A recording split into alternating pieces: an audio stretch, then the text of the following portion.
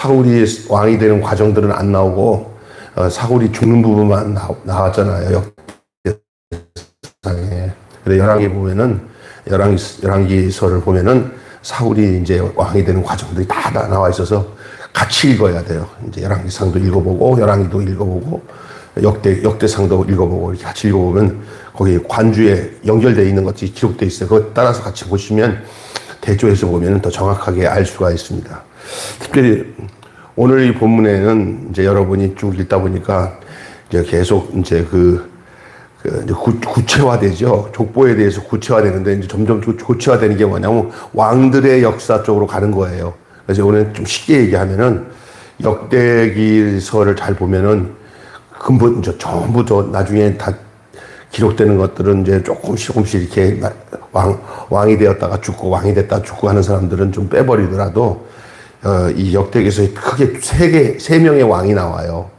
그 세 왕 이야기예요. 세 왕. 첫째 왕은 따라서 합시다. 사울왕.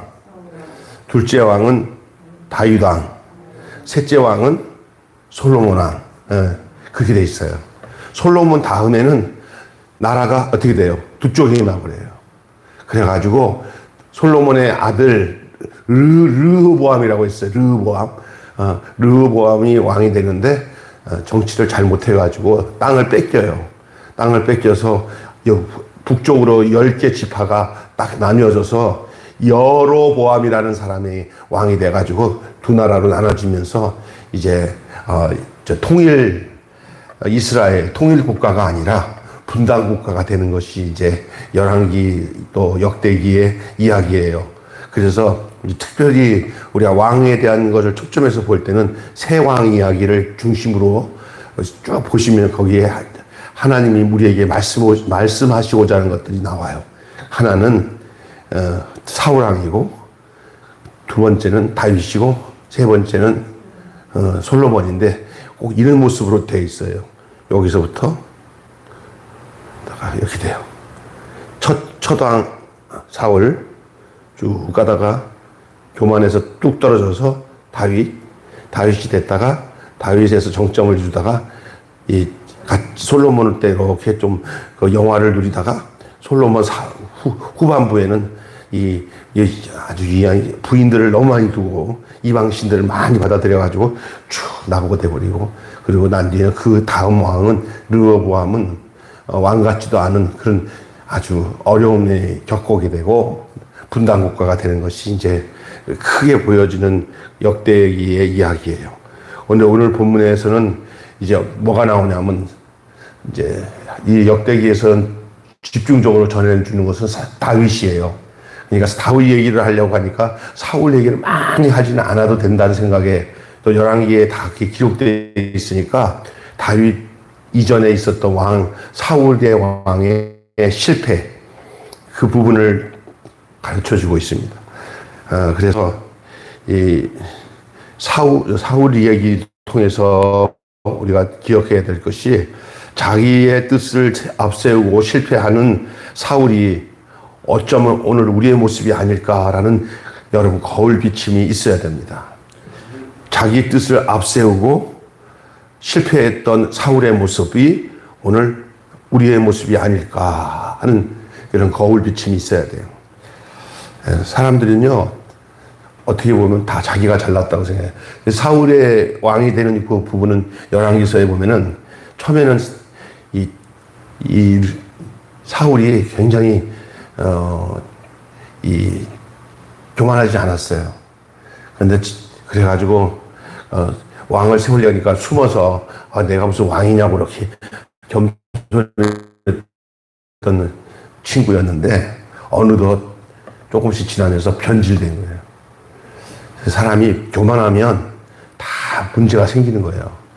자기가 왕이 되고 나중에 뭐가 되니까 그 왕위를 보존하기 위해서 그 자기의 그 사위 다윗을 죽이려고 악신이 들려가지고 얼마나 이랬다 저랬다 막 그냥 여기 쭉 보면은 그런 얘기 나와요. 근데 이제 역대기에서는 열왕기 그런 사울이 다윗을 죽이려고 했던 여러 가지 이야기들은 다 거두절미하고, 역대기 오늘 본문서부터는 그냥 사울이 죽는 얘기부터만 딱 끝내버려요.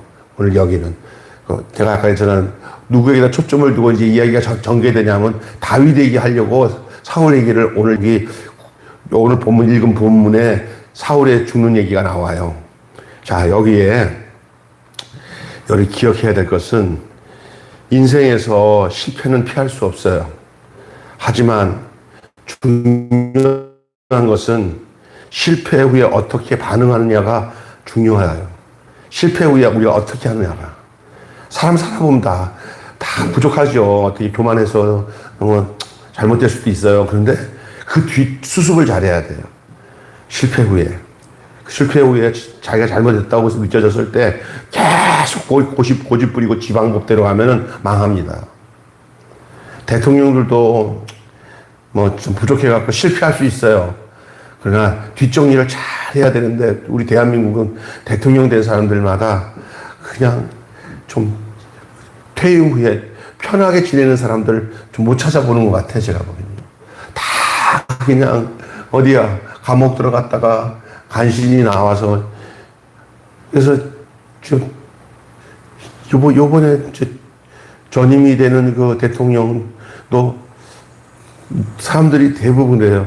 앞으로 어떻게 될 거냐 그랬더니 두 내가 오랫동안 감옥에 들어갈 것 같다고 그래요. 다들 그렇게 다 아니라고 사람이 없어요. 다. 그런데 지금 대통령 된 이분도 똑같을 거라고. 그래서 저는 그런 것 같아요. 불행한 거죠. 그러면 안 그러려면 어떻게 해야 되냐. 오늘 본문에 보니까 사울의 왕의 모습이 그걸 다 보여주고 있어요. 그러니까 권력자가 되는 사람들은 조심할 게 뭐냐면 권력이 자기에게 있는 게 아니라 누가 주신 거라고요? 하나님이 주신 거라고 했어요. 그래서 늘 겸손해야 됩니다. 겸손하면 큰 문제 없어요. 여기 보면은 실패할 수도 있어요. 자기가 잘못. 근데 나중에는 어떻게 돼요? 하는 짓거리가 점점 이 사울은 안 좋은 쪽으로 가요. 오늘 본문에 나와요, 그게 다. 과거 실수 때문에 여러분 낙심한 적은 있습니까? 다시 시작할 수 없다고 생각한 적이 있습니까? 신앙의 실패는 어떠합니까? 우리의 불순종과 신앙의 실패에서도 다시 일어날 수가 있을까요? 있어요. 우리가 정신 차려야 됩니다. 그래서 이렇게 신앙생활 하다가 정말 교만해가지고 낭패와 실망을 당할 때가 있어요. 그런데 그것으로 인해서 자기가 깨우치고 그래서 근본적으로 돌아서서 얘는 하나님, 나는 이제는 바르게 살겠습니다. 하나님 겸손하게 하겠습니다. 이제 알았습니다. 하고 돌이키면은 그 이전의 실패는 지금을 위해서 너무나 아름다운 값진 걸음이고 그것들은 다 그 실패가 아니라 성공을 위한 밑거름이 되는 거예요. 아멘. 그러나 계속 실패인데 또 그 버릇 못 고쳐서 계속 더 죽음으로 가는 거는 그 실패는 불행한 실패예요. 예를 들어서 젊었을 때 한테 잘 나가갖고 자기가 잘난 줄 알고 막 이렇게 살았다가 어느 날 정말 자기의 치졸한 모습을 보고 겸손하게 하나님 엎드려서 하나님 정말 세상 것 아무것도 아니네요. 진짜 내가 하나님 뜻대로 살겠으면 하고 거듭나서 새로워졌으면 그동안 당했던 어려움 그것으로 인해서 정말 패배감을 맛보았던 것들이 하나님께로 돌아가는 이유가 된다면 그것이 십자가로 그에게 찾아왔다면 그는 부활의 역사를 경험할 수 있는 축복을 얻는 거예요. 근데 받은 사람들은 그 어려움이 있으면 어려운 대로 또 세상적인 방법으로 또 그 미신 찾아가서 점쟁이 찾아가서 해결하려고 하니까 문제란 말이에요. 좀 이렇게 돼갖고 이거 아니다 싶으면 앞발 다 들고 하나님 나 살려주세요 하고 하는 게 돌아가고 변화되면 그게 그 사람의 축복의 기회예요, 진짜. 근데 사람마다 그러지 못하는 경우들이 너무 많아요. 그 대표적인 사람이 사울왕이에요, 사울왕. 그래도 오늘 본문에 보면은 하나님이 완전히 거둬가지지 않으시고 그의 가족들 중에 일부는 다윗을 통해서 거둬들여서 완전히 멸절시키지는 않으시는 하나님의 긍휼을 우리는 보게 됩니다. 사울의 계보가 어떻습니까? 이스라엘의 첫 번째 왕인데, 원래 사울이 왕을 세울 때 누가 왕을 세웠냐면은 하나님이 누굴 이용했냐면 당시의 마지막 사사였고 제사장이었던 누구냐면은 누구였어요? 사무엘. 예? 사무엘이 그 당시에 이스라엘에서 정말 존경받는 하나님의 마지막 사사이면서 또 그 엘리 제사장의 대를 아들이 못 이어서 사무엘이 그걸 이어받아가지고 그 민족에서는 가장 존경받고 능력 있는 그런 사사였어요. 그런 선지자였어요. 또 제사장이었어요. 그래서 그는 하나님께서 백성들이 왕을 세워달라고 난리를 치니까 이 사무엘이 하나님 앞에 여쭤보잖아요. 하나님이 우리 이스라엘의 왕인데 저들이 알지를 못하고 계속 왕을 세워달라고 그러니 어찌하니까 그래 세워라. 지들이 원하는데 어떻게 하냐. 그러나 왕을 세웠을 때 어떤 일이 생기는 것을 네가 나한테 들은 대로 다 전해줘라 하고 그냥 왕을 세우면 그 사람들이 너희를 압제할 것이고 너희들이 점점 어려울 것이고 그래도 하겠냐 그랬더니 다들 그냥 우리도 저기 에돔 나라처럼 이방 나라처럼 왕을 세워주세요. 왕을 세워주세요. 결국 하나님이 그래 왕 세워라 하고 그래서 그들이 쫄라대가지고 세운 왕이 누구냐? 사울이에요. 사울. 그래서 하나님이 사무엘이 그냥 할 수 없어서 그냥 하나님이 그냥 백성들이 하도 그러니까 하나님이 세워라 해서 세워서 이제 찾아다니면서 만난 사람이 바로 누구냐면 사울이에요. 사울. 사울 잘생겼어요.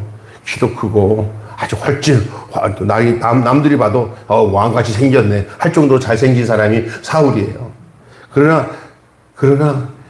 그렇게 처음에는 그렇게 이렇게 교만하거나 잘난 척 안 했어요. 그러나 나중에 왕이 되고 난 뒤에 몇 번 전쟁에서 승리하고 나라가 좀 든든해지니까 정말 교만해지는데 자기 잘난 맛에 사는 사람이 사울이었어요. 그래서 그냥 나중에는 악신이 들어가지고 이제 이게 어느 망하는 줄 아세요? 자기 왕위를 자기가 지키기 위해서 아주 자식도 없고 사위도 없어. 아주 이게 망하는 거예요. 이게 자기의 권력이 셀수록 사람이 겸손하게 해서 다음 세대를 품고 더 좋은 왕이 다음에 생기도록 이렇게 눈을 열어 볼 수 있는 사람이 좋은 왕이에요. 그런데 그거 안 보여. 이 악한 왕들의 특징이 뭐냐면요. 자기 왕위를 위해서 자기 손주라도 똑똑하다는 소리 들으면 손주까지 죽이는 게 이 악신이 들은 왕들의 모습이래요.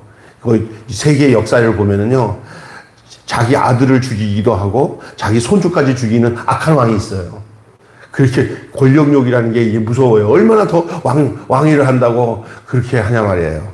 근데 지금 사울이 자기 아들 요나단도 그렇고 다윗도 그렇고 백성들이 볼 때 좋은 왕이 사위잖아 사위. 그러니 백성들 하면 다윗은 만만이요 사울은 천천히다 하니까 그 말에 그냥 귀신이 들어갔잖아요. 여러분 교회에서도요 담임 목사님이 이렇게 있는데 부목사가 설교도 잘하고 막 성도들한테 막 칭찬받아서 야 담임 목사님보다 훨씬 좋아 그러면 담임 목사 마음이 더 즐거워서 아이고 어디 나가서 찾지 않아도 좋아 우리 교회에 이렇게 나보다 또 잘하는 이렇게 훌륭한 부목사가 왔으니 얼마나 다음 세대가 마음이 든든해 이렇게 넓은 마음 갖고 품잖아요. 그럼 성도들이 다 알아요. 우리 목사님은 진짜 넓으신 분이다. 할렐루야. 그런데 어들이 사모님이 와가지고 여보 설교를 잘한단 말이에요. 그래 다음 주부터 시키지 마. 설교 안 시켜. 그래서 다들 그래. 아유 사모님이야 목사님 됐어. 그런 소리 하지 마. 설교 잘한다고 그러면 그다음부터 설교 안 시켜. 그런 경험을 많이 겪어왔어요. 좀 다니다 교회 내가 큰 교회 작은 교회 다니다 보니까 그럴 때 우리가 알아야 되는 건요. 훌륭한 후배들이나 나오면 진짜로 그 잘한 것은 잘한다 하고 그래서 자기의 인품을 통해서 정말 밑에 사람들을 이렇게 위해주고 다음 세대가 크도록 이 넓은 마음을 가지면 그것이 사는 길이에요. 제가 그 홍정길 목사님이라고 계셔요. 옛날에 남서울교회 담임이 계셨다고. 그리고 지금도 살아계시죠. 그 교회에 또 유명한 그 홍정길 목사님 밑에서 그 부목으로 있었지만, 홍정길 목사님 버금가도록 설교도 잘하고, 지금은 저기 합동신학원 거기서 옛날에 그 강의도 하고 자주 텔레비도 나오고, 그 국동 방송국에 나오면 그렇게 막 연세 드신 남자들 성도들이 그렇게 그분 설교의 은혜를 받아요. 이게 바로 홍정길 목사님 밑에 있었던, 그 당시 부목으로 있었던 박영선 목사님이라고 있어요. 아는 분들은 다 알아요. 그런데 홍정길 목사님이 이제 그 교회에 이렇게 하시다가 안식년을 1년 다 맡겨놓고, 박영선 목사님 맡겨놓고 안식년을 갔다 온 사이에 뭐냐면은 설교를 다 맡긴 거예요. 담임 목사처럼. 이 홍정길 목사님, 이 누구야. 워낙 설교를 잘하고 은혜가 넘치고 깊이 있는 설교를 하니까 가서는, 그래서 저도 그 박영선 목사님 설교로 많이 은혜 받았는데, 그분이 한 1년 이상 저기 남서울교회 설교를 하는 동안에 성도가 2배나 늘었어요. 그렇게 설교를 잘해요. 부목사가. 그 설교 듣고 싶어서 그 남자들 대학생을 비롯해가지고 사업하시는 남자 성도들, 특별히 남자 성도들이 좋아하니까 여자 성도들은 그냥 따라서 오는 거야, 부부가. 그래갖고 그냥 그 교회가 신사들만 모이는 그 반포에 그게 막 사람이 매지기 시작. 근데 이렇게 됐어요. 1년 후에 딱 교회 오니까 홍정길 목사님이 딱 보니까 교회가 달라졌어요. 달라진 거예요. 그러더니 자기가 있을 자리가 없는 거예요. 담임 목사가 와서 보니까 부목사 박영성 목사님 통해가지고 모르는 성도들이 다 은혜 받고 교회 등록해서 교회가 막 그냥 갑자기 붐이 돼버리니까 이런 일이 없어요. 그러니까 딱 목사님이, 대부분 같은 사람들이 이게 어떻게 된 거냐고 막 다들 안절부절하는데, 홍정길 목사님이 얼굴이 환해지면서 내가 1년 동안 잘 갔다 왔다고, 너무 잘 갔다 왔다고, 오늘 여기 우리 교회 이제 내가 그래도 내가 좀 나가서 다른 데가 개척하고 싶었는데 내가 나가고 우리 박영성 목사님을 담임 목사로 딱 세우면 참 좋겠다고. 나 그냥 기분 나빠서 하는 소리가 아니라 진짜라고 막 그랬더니 장로들이 전부 다 뜯어말리면서 따라서 합시다. 우리는 지장이 아니라 덕장이 필요합니다. 우리는 뭐가 필요하다고요? 지장이 필요하지 않고 덕장이 필요합니다. 무슨 얘기인지 아시겠어요? 그러면서 장로들이나 성도들이 목사님이 그렇게, 예를 들어서 목사님이 막 불안해하면서 이게 뭐냐고, 내가 간 사이에 그냥 그대로 놔둬야지, 더 교회 부흥시키면 내가 언제 설 자리가 있냐고, 이런 모습 보이면은 그건 깜이 아니라고 생각하지만 진짜로 자기가 나가려고 하고 그 목사님을 세우려고 하니까 그냥 전부 다 그냥 목사님 아닙니다.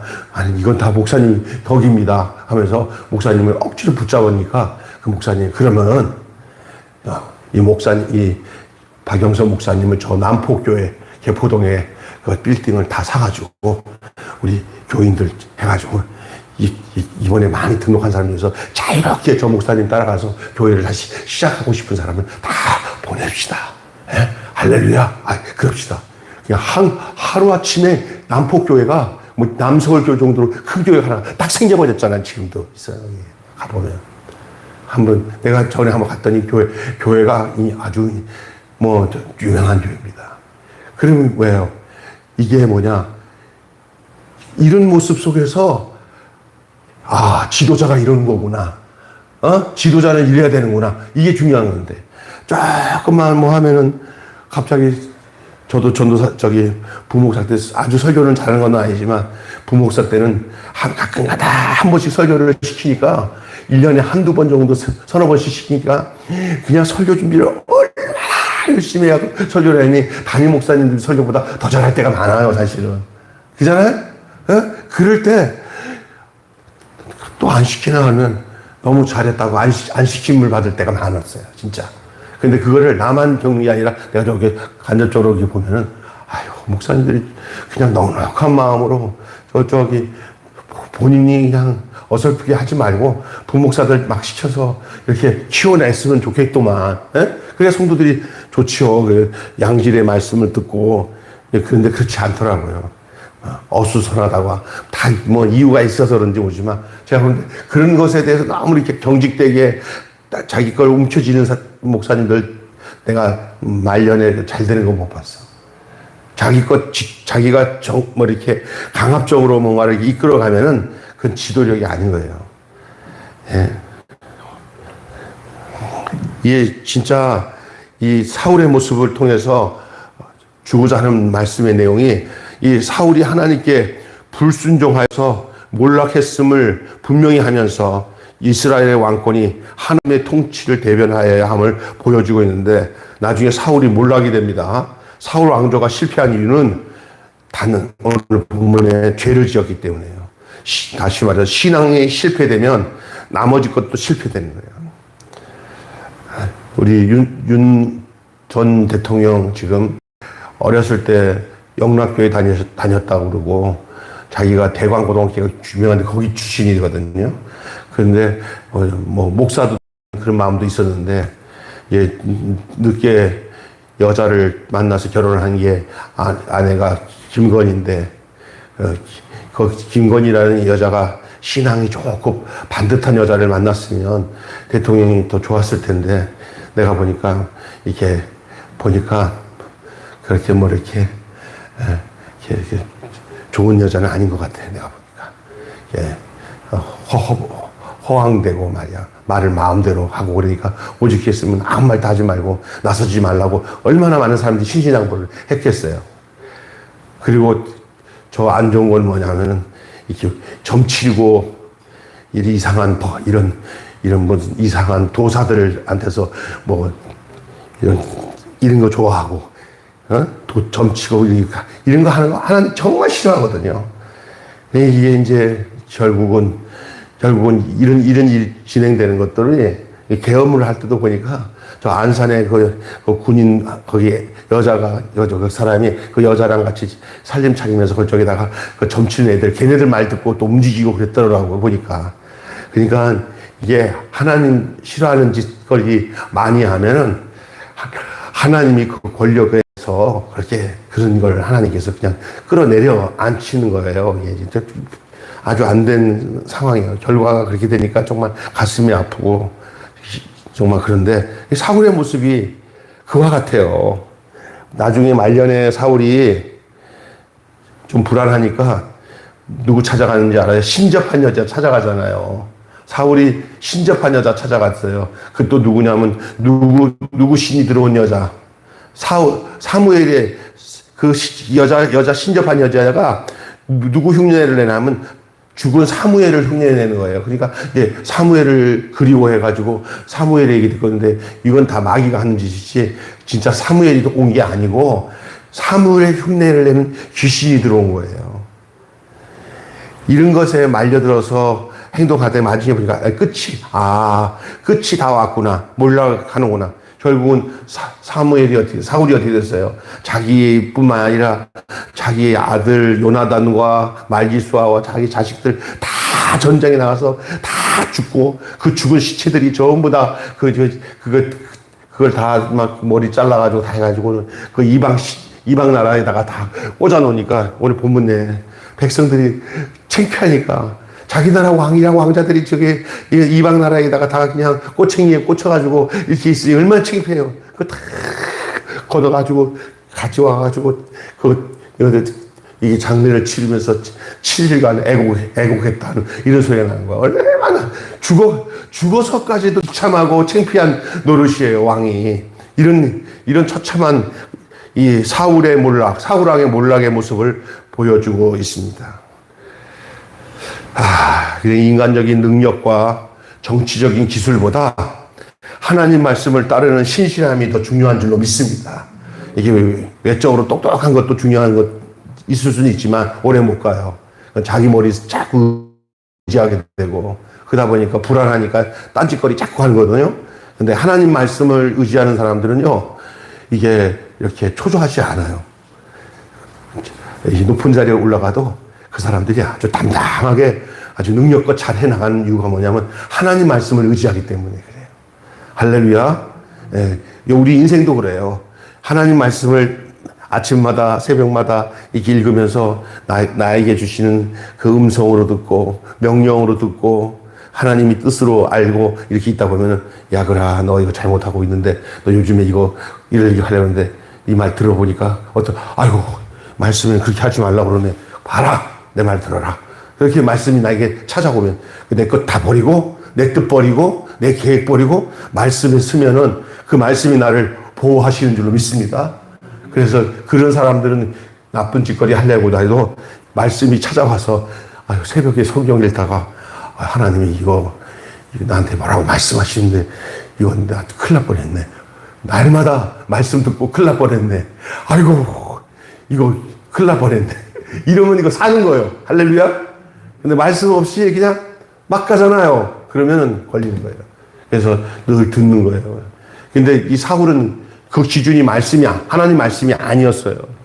지금 자기 머리로 막 즉흥으로 사람을 판단할 때도 말씀을 보고 사람을 판단하고 어떤 사건을 봐도 말씀을 보고 사건을 보고 해야 되는데 이거 안 보고 그냥 지 소견대로 행동하는 거예요. 망하는 거예요. 특별히 정치하는 사람들 중에서 이게 높은 자리에 올라간 사람들이 정말 옆에다가 성경책 끼고 하나님께 기도하면서 지혜를 구하고 이렇게 하는 사람들이 나오기를 기도 많이 해야 될 거라고 저는 생각해요. 그 못하면 옆에 있는 좋은 신령한 목사님들 정말 이렇게 좀 광화문 그런 목사 갈고 정말 종목사로서 좀 신실한 목사 옆에서 두고 목사님 기도해 주세요 하고 그 설교 말씀을 또 잘 들으면 내가 이렇게 하면 안 되겠다 하고 이렇게 바르게 쓸 거 아니에요. 지금 국무총리가 된 김민석 국무총리에 된 사람에 대한 얘기는 옛날 서울대학교 다니면서 데모를 하면서 미 문화원 막 이렇게 점거하면서 젊었을 때 그럴 수 있잖아요.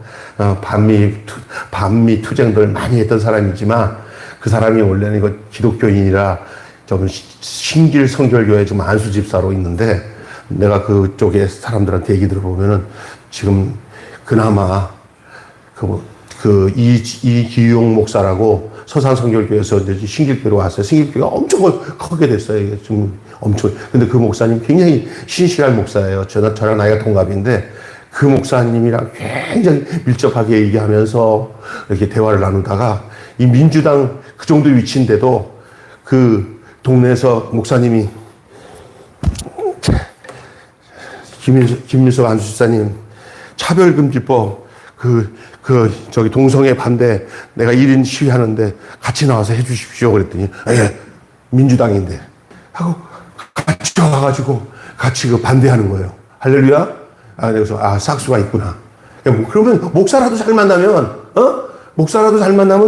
그래도 바른 길로 갈 수 있는 거고, 더 나아가서 자기가 하나님 말씀을 가까이 하게 되면은 옳고 그런 것을 바로 알게 되는 거예요.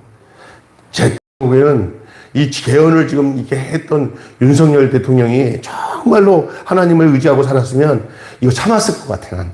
이거 개헌 안 했을 것 같아. 그런 어리석은 짓 안 했을 것 같아. 좀 더 인내해서 하나님이 하실 일들을 봤어야 되는데, 이게 망조가 되려고 얼마나 불행해요. 사람이 이거 견디고 나가야 될 때는 견디고 나가야 되는데, 그거 못 견디고 그냥 되지도 않을 그 짓을 왜 해갖고 지금은 전부 다 그냥 자기 혼자만 망가진 게 아니라 그냥 그 주변의 사람들 다 힘들어지는 거 아니에요. 백성까지 다 힘들어요. 그래도 보면 자기가 이겼대. 잘했대. 잘못된 거죠. 교만하면 그럴 수밖에 없어요. 교만하면. 하나님 떠나면 교만해요. 하나님께로 돌아와야만 겸손해집니다. 할렐루야. 예. 이 일은 다 사울 왕조의 몰락의 모습을 통해서 하나님은 그 모습을 지켜보면서 나는 저래서는 안 되겠구나. 나는 저래서는 안 되겠구나 하는 것을 정확하게 반면교사로 가르쳐 주기 위해서 하나님이 그 일을 해서 그것을 보고 나는 절대 선왕 다 사울처럼 되지 않겠다고 작정하면서 겸손하게 왕이 된 사람이 바로 그의 사위였던 다윗인 줄로 믿습니다. 다윗은 그 짓을 안 했어요. 다윗은 늘 하나님 의지하고 살았어요. 그가 실수해서 나쁜 짓을 해서 넘어졌다 하더라도 다시 울면서 하나님 내가 잘못했습니다 하고 회개하고 다시 일어섰던 사람이 다윗이 아닙니까? 사울의 실패를 통해 다윗에게 왕권을 넘기는 때까지 오늘 우리가 성경을 읽었어요. 왕권 변화는 하나님의 계획 속에 이루어진 거예요. 다윗 왕조는 정치적인 승리가 아닌 하나님의 언약에 기반해서 형성되었습니다. 하나님을 온전히 따르는지를 그것을 여부를 보고 결정하는 거예요. 오늘 우리를 하나님이 쓰실 때 제가 내 뜻을 따르고 살아가는지 그 여지를 보고 하나님이 그를 인도하시고 이끌어가는 줄로 믿습니다. 결정을 하나님이 그렇게 하셔요. 하나님의 뜻을 따를 때 회복이 됩니다. 하나님의 뜻을 따를 때 새로 시작이 되는 것인 줄로 믿습니다. 그냥 새로 시작되는 게 아니에요. 이스라엘의 이 아무라였던 초대 왕, 일대 왕 사울에 몰락됐지만 하나님이 그 실패의 구렁텅이에서 하나님께서 싹을 키워서 새로운 나무를 키워낸 사람이 바로 다윗이에요. 하나님은 그것을 다윗을 이루기 위해서 사울의 실패를 용인하셨던 것인지도 모르겠어요. 결론 맺고 마칠게요. 사울은 군사적 패배 전에 죽게 불순종했어요. 그가 죽음을 당하고 아들도 죽고 다 죽었어요. 심판당한 거죠. 이렇게 멸망을 당하기 직전에 그는 뭘 했냐? 하나님께 불순종했어요. 불순종은 죽음으로 가는 길입니다. 언제든지 하나님의 심판 전에는 불순종이 먼저 진행이 돼요. 아이고, 불순종하는구나.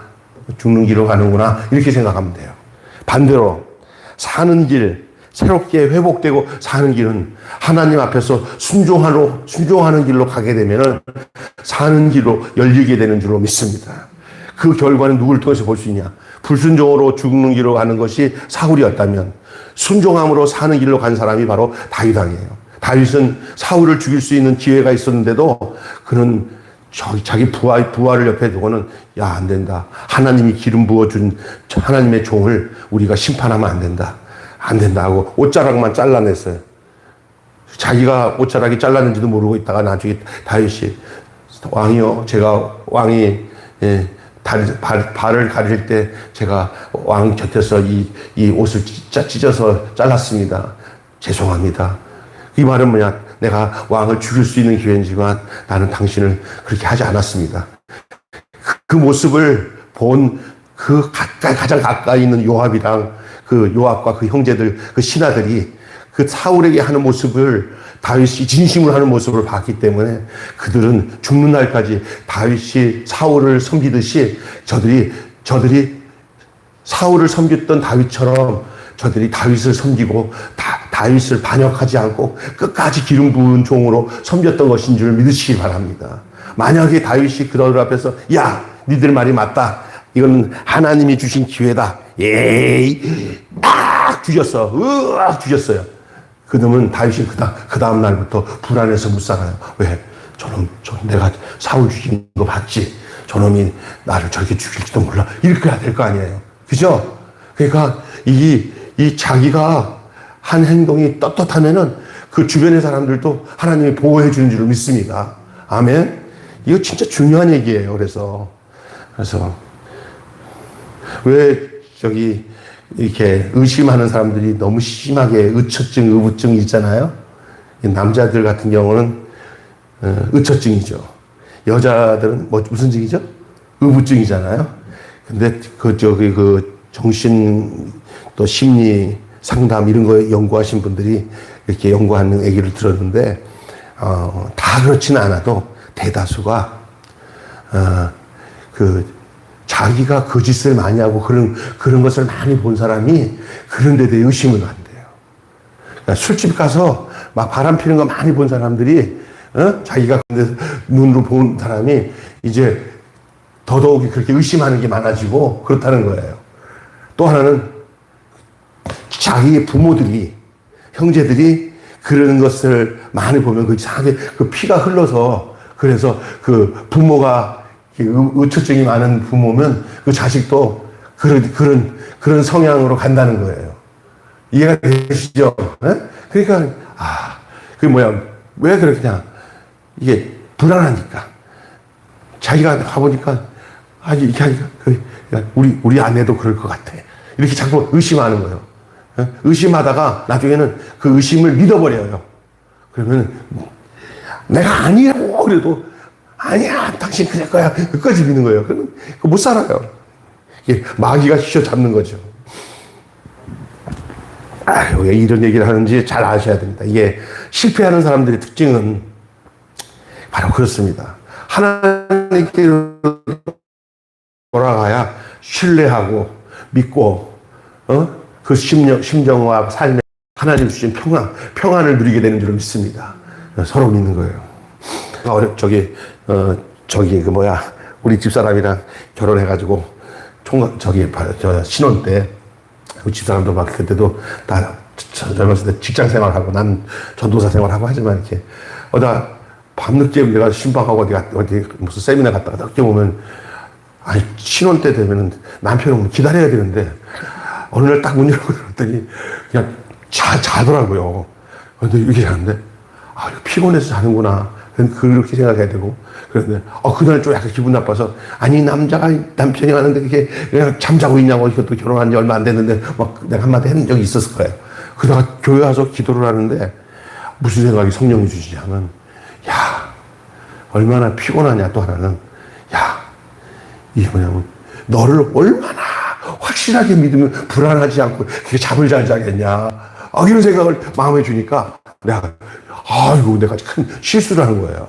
다음에는 집사람이 이렇게 내가 늦게 왔을 때 그냥 나 기다리지 않고 잠을 쭉 잘 자면 남편을 얼마나 확실하게 않고 믿으며 술 먹고 다니고 그러면 막 걱정돼가지고 어떻게 했을 텐데 그래도 늦게 와도 걱정하는 이게 생각하기가 달라지잖아요. 이게 하나님을 의지하니까 하나님과 관계니까 그런 것밖에 문제가 생기지 않고 서로가 그런 거를 이게 진짜예요. 제가 돌아보니까 하나님 믿는 게 얼마나 복인지, 하나님을 의지하는 게 얼마나 복인지 말로 다 할 수가 없는 거예요. 할렐루야?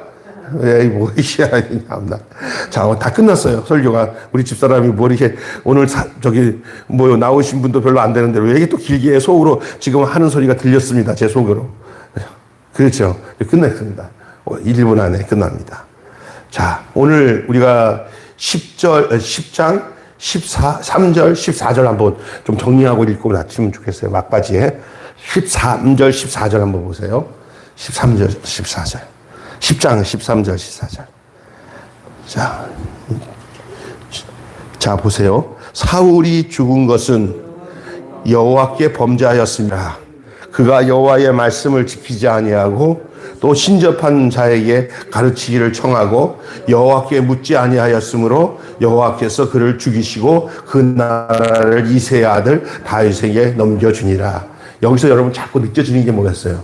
죽는 것은 뭐 하지 않을 때 죽는 길로 가요. 여호와께 뭐 하지 않을 때? 여러분 하나님께 물어보세요, 제발. 여러분 예배 생활은 하나님께 물어보는 생활이에요. 여러분 그게 뭐냐면요, 설교만 듣지 마시고 말씀 듣다가 또 성경 읽다가 예배 드리다가 자세히 얘기해 주세요. 할렐루야. 예? 어떨 때는 여기에 뭔가 딱 걸릴 때가 있어요. 찔릴 때가 있어요. 그 여호와께서 지금 신호를 보내는 거예요. 그러면 그때는 주님, 제가 말씀 듣다가 찔림이 왔습니다. 여러분, 너 고치라고 내가 지금 찔린 건데 뭔지 알겠냐? 좀 봐봐라. 그러면 또 하나님이 또 말씀하셔요. 그렇게 해서 물어보셔야 돼. 하나님께. 그냥 쓱 지나가지 마시고. 할렐루야. 여기서 오늘 여호와께 묻지 아니하였으므로 여호와께서 그를 죽였다고 그랬어요. 여호와께 묻지 않는 인생은 자기 뜻대로 살게 돼 있어요.